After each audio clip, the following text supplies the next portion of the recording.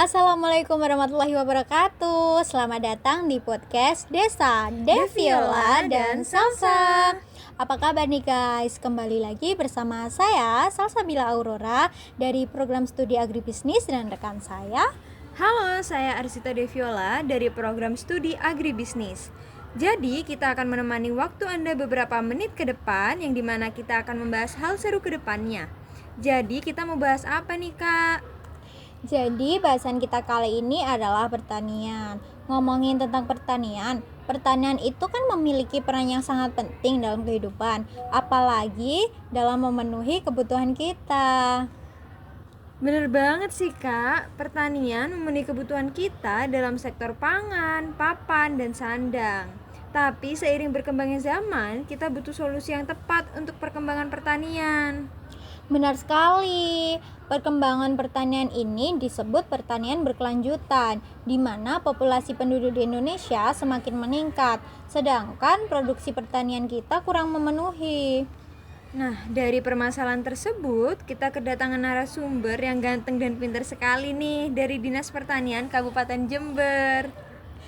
Selamat datang Mas Sauki. Gimana kabarnya? Sebelumnya bisa perkenalan dulu Mas sama Sobat Podcast Desa. Alhamdulillah baik. Iya boleh, perkenalkan, nama saya Muhammad Sauki Mubarok dari Dinas Pertanian Jember. Nah, Mas Sauki, jadi kita tadi membahas sekilas tentang pertanian berkelanjutan. Menurut pandangan Mas Sauki sendiri, apa sih pertanian berkelanjutan itu? Jadi, pertanian berkelanjutan merujuk pada pendekatan pertanian yang memperhatikan keberlanjutan jangka panjang dalam hal lingkungan, ekonomi, dan sosial. Oh, begitu ya. Berarti kira-kira tujuan pertanian berkelanjutan itu untuk apa ya Mas Sauki? Tujuan utama dari pertanian berkelanjutan adalah memastikan kebutuhan pangan saat ini terpenuhi tanpa merusak kemampuan generasi mendatang untuk mencukupi kebutuhan mereka.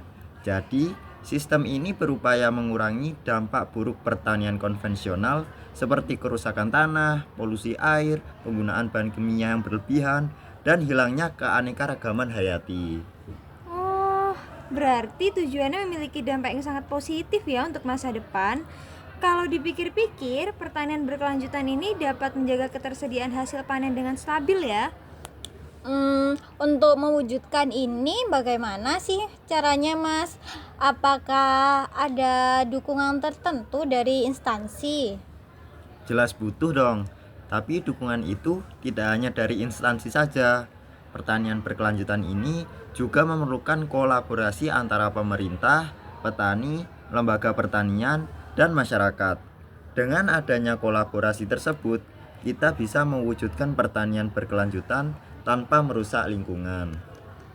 Dari penjelasan tersebut, kita itu sebagai konsumen gimana sih perannya untuk mewujudkan sistem pertanian berkelanjutan yang efisien? Ada istilah konsumsi berkelanjutan nih Kak, di mana pola konsumsi yang mempertimbangkan dampaknya terhadap lingkungan sosial dan ekonomi. Jadi para konsumen harus bertanggung jawab terhadap barang dan jasa yang dikonsumsi. Terus bagaimana kita sebagai konsumen mewujudkan atau mengaplikasikan dalam kehidupan sehari-hari? Dengan meminimalkan pemborosan sumber daya alam dan limbah, memilih produk ramah lingkungan, dan pintar-pintar dalam memilih produk yang akan dikonsumsi. Wah, informatif sekali topik kali ini ya Kak. Terima kasih ya Mas Sauki atas penjelasan tentang pertanian berkelanjutan yang tentunya bermanfaat bagi sobat pendengar sekalian.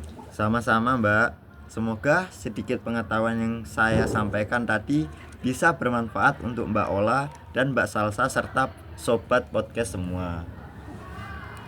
Wah, tidak terasa ini sudah sampai di penghujung podcast. Saya ucapkan banyak terima kasih kepada Sobat Desa yang sudah sedia mendengarkan podcast kita. Saya Salsabila Aurora dan rekan saya Arsita Deviola pamit undur diri. Sampai jumpa di podcast selanjutnya. Bye-bye.